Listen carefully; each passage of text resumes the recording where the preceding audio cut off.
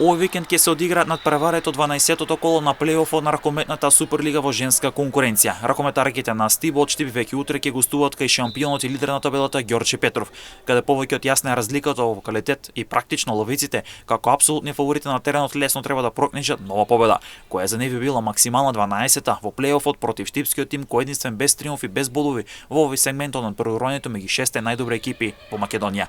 Надпреварот се игра во Скопје, истиот ќе започне во 12 часот.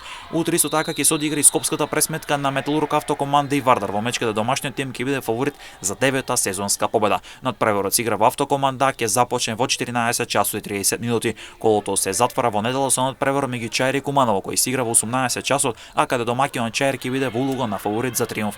Во рамки на плејаутот на програмата ќе бидат надпреварите од 6-тото коло на Суперлигата. Сите надпревари ќе се одиграат во недела.